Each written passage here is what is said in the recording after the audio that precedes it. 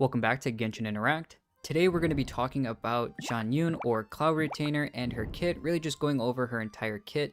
We have gotten a lot more an actual basis for what her kit looks like. So we're going to be going over her skill, her burst, what she ascends into, how that kind of can fit in with some other characters, and maybe even looking at some of her passes as well. We will look at constellations at a later date just because those tend to change a lot more than some of the other ones, as well as we usually do those in the to pull or not to pull when the character's a little bit more solidified. Besides that, with everything out of the way, now onto the video. So we are going to be talking about Xianyun, or Cloud Retainer as she's been well known as, and she does ascend into attack percent. So this is kind of something interesting to know, and we'll talk about this especially in her burst, that she can heal through the attack percent as well, very much like Chi does and Charlotte. So keeping that in mind, just maybe already kind of keeping it a little bit more in the front of your mind, what are some materials that you might actually need to actually ascend and get your Xianyun to level 90 Rift? Yeah, so looking right here at Xianyun, we do know that she's coming out with 4.4, and as you guys know, we are getting that new part of the map in that northwest part of Leeway, and so she's actually going to be taking boss material from that new region, which we'll find once we get it, and as well as the kind of flower material that she takes during Ascension. It's also going to be one of those new Leeway specialty types from that region as well. She does take the philosophies of gold, so if you want to farm her up beforehand, then that is the domain you want to be doing, as well as taking those Samatrol scroll looking items. You want to also get those. Her weekly boss material, though, is the Lightless Eye of the Maelstrom. Now, looking beyond her ascension, we are going to be talking about her skill and her burst. Her normal attack, because she is a catalyst user, will be just the normal attack, charge attack, and plunging attack. Nothing special that maybe some other characters have, like Nervalette, for instance. But her skill, she can enter into the Cloud Transmogrification state. And at this point, she can use Sky Ladder at one time. And then also, when she's in that state, she'll be able to use it 2 more times. So she'll be able to go into this state using the skill and use 3 Sky Ladder instances the first time when you actually use the skill, and you can use that skill 3 times. Basically, press your E or your skill 3 times. At this point and in this state, when Xianyun uses a normal plunging attack at any point in time, she will use a Drift Cloud Wave instead, transforming into a Cloud Breeze Crane and performing a dive attack on nearby opponents, dealing AoE Animo damage. And then she will also end the Cloud Transmogrification state. Damage that she deals this way will be considered plunging attack damage. Basically, what this is talking about is that once you get to 1 jump in the air, you can hit your normal attack or your normal attack button, and that'll actually make you do an immediate charge attack, which will turn her into a crane, and she'll do a big plunging attack hit, and she'll be basically almost homing in on enemies nearby. Now that's after the first leap, which is that Sky Ladder use, and you can use your Sky Ladder use again, which is 2 times, and that also has a higher damage amount. And then if you use it the 3rd time, it has almost double the amount of damage than the second. So if you're going to want to use all 3 instances of your Sky Ladder and then immediately plunge afterwards to get the most amount of damage if that's what you're looking for. Looking at the Sky Ladder instances when you can jump, Xianyun will temporarily ascend forward and jump into the air, dealing animo damage to targets in her path that are near her. You can use this while you're in midair, and originally from what we kind of had thought, it was not going to be able to use in air. We kind of thought it was going to be very similar to Venti or his skill, as well as Wanderer's skill, where you have to use and you have to be on the ground, whereas here it seems like she's like Kazuo, where you can just pop it while you're gliding. Do note that when she is on ground, though, the leap distance will be higher for her. The more times that you use this, the more damage that you'll get from that plunging attack, so keep that in mind. And then you also do have a short period of using that. If you basically don't use that normal attack or charge attack basically for exploration, and you don't want to use the normal attack to dive down, your 12-second cooldown will actually be brought down to 9 seconds, so you have a 3-second decrease in your cooldown. But besides looking at her skill, Rift, what do you have to tell us about her burst? Well, you did kind of briefly mention her burst when talking about her Ascension stat, which again is attack, and that's important again because of this. Her burst scales on her attack with the healing that it brings about, much like you said, Charlotte, Chi, and even Jean, if I may bring her out as well.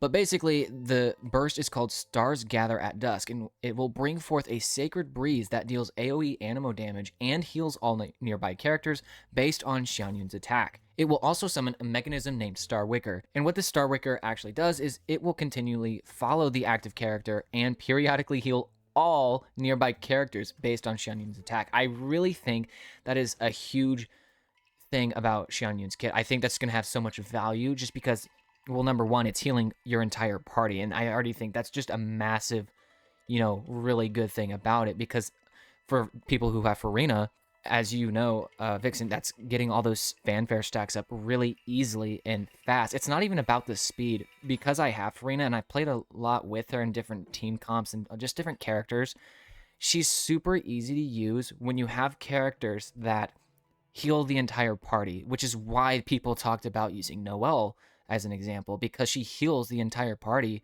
when she deals normal attacks.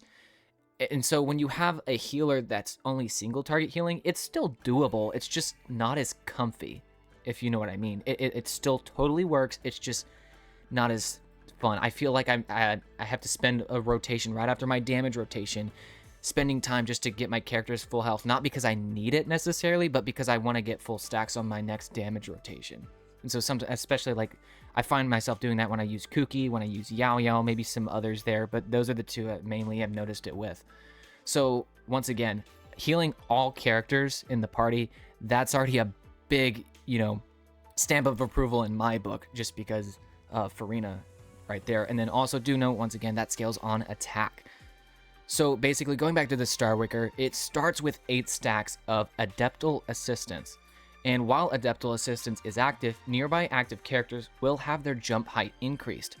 When the active character completes a plunging attack, Star Wicker will consume one of those stacks of Adeptal Assistance, and that character will deal AoE animo damage. I thought this was kind of funny because it basically turns any character, I'm assuming with a Claymore, Polearm, or Sword, just because, getting the infusions on the bows and Catalyst, obviously, that doesn't... Catalyst makes sense, right? Because it's a Catalyst. The bows, usually, that's a ranged... So I'm just going to assume it's talking about those, the 3 archetypes. The Claymore, Polearm, and Swords. But it's funny to me because it kind of turns any one of those characters into a different version of Zhao, basically. If you don't have Zhao, well, pull Xianyun. You have Xianyun and you can have a Zhao in your head, I guess. So I thought that was kind of funny. But it's also really cool. And I'm sure you can use this also with Zhao, because we're going to look at the passives a little bit later, but it's also going to increase the damage of the, plunging attacks. So that is very interesting, very kind of fun to play with. I'm excited to see what teams people will do. I've already heard people talking about using Diluc, just because apparently from what I've seen, people are talking about his plunging attack damage to have one of the highest percentages based on that particular attack, just from his normal attack. So I bet a lot of people are going to be doing that. I don't know about you, but I've actually built my Diluc a little bit more unconventionally, so I don't know if I'm going to dabble into that, but I'm excited to see how you do that, Vixen. Maybe you'll do that. But I think that's all about the burst. Vixen, you want to take it from here with the passives?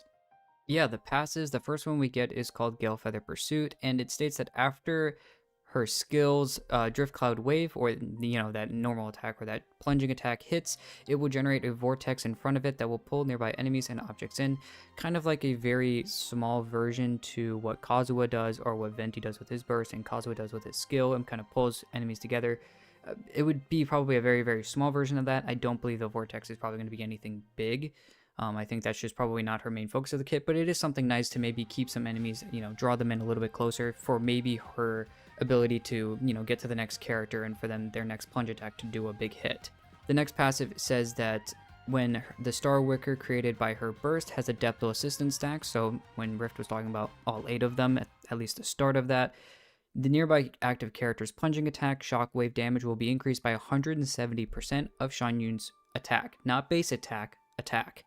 The maximum attack you can have, basically, it's what it's saying here, is the maximum damage increase that can be achieved is 8,500. So therefore, you would have to have 5,000 attack to get the 170% full increase. Now, 5,000 attack is a lot, so most likely, at least probably, you won't be able to get that. But maybe if your artifacts are absolutely goated and, MiHoYo just loves you more than the rest of us, maybe. But each plunging attack shockwave damage is instance, can only apply this increased damage effect to a single opponent, so keep that in mind. You're not going to be hitting multiple opponents at once with this specific extra, big hit.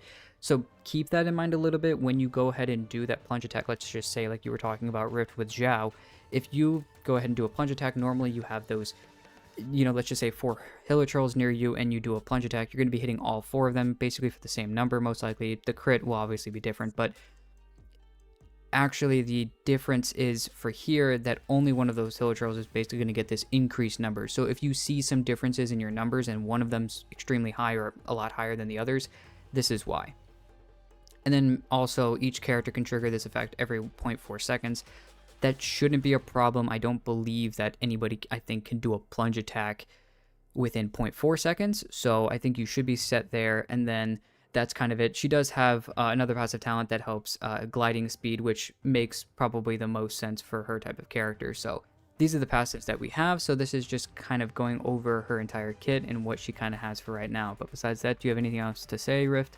I'm not much concerning the technical side, but it just sounds like she's going to be a really great, fun character, not just to use for certain team comps and like with all that plunge attack utilities from getting that Animo infusion basically on plunges with her burst, but also just like that last passive you just read with about the gliding speed and then just her skill abilities. It's going to be really fun and easy to traverse a lot of the Liyue Mountains is what come to my mind, like what we have in Minlan right now, but maybe the new area is going to be a lot of vertical challenges, so that'll be fun. Well, that's all that we have for this video. So besides that, make sure guys to like, subscribe, and leave your comments below if you guys are really hyped to see what Xianyun can do for you, or maybe what you can kind of change with your teams and maybe some other characters. But besides that, we'll see you in the next one.